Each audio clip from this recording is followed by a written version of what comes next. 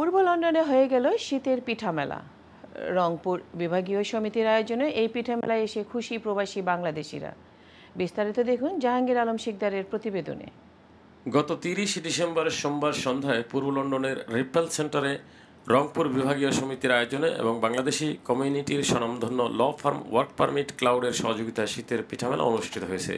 সমিতির সভাপতি জাহাঙ্গীর আলমের সভাপতিত্বে সাধারণ সম্পাদক মোতাহারুল ইসলাম এবং সহসাধারণ সম্পাদক নাজমা সুলতানার পরিচালনায় বক্তব্য রাখেন সমিতির সহসভাপতি গোলাম কিবরিয়া ও আব্দুল জলিল সরকার, সহসাধারণ সম্পাদক আব্দুল জালিল, কোষাধ্যক্ষ ফরহাদ হোসেন, সাবেক প্রধান উপদেষ্টা আব্দুর রাজ্জাক মোল্লা, কাউন্সিলর ফিরোজ গনি, ফখরুল ইসলাম সহ অনেকে। পিঠামেলায় ছিল হরেক রকমের স্টল।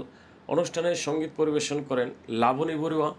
এরপর সমিতির সকলে ব্যারিস্টার নাহিদ পারভীন এবং ব্যারিস্টার লুৎফর রহমান এবং উপস্থিত সবাইকে আন্তরিক ধন্যবাদ জানিয়ে সমাপ্তি ঘোষণা করেন সমিতির সভাপতি জাহাঙ্গীর আলম। নতুনত্ব হচ্ছে আমাদের বিভিন্ন ডিস্ট্রিক্টের মানুষের বিভিন্ন মানের পিঠা উপস্থাপন করেছে।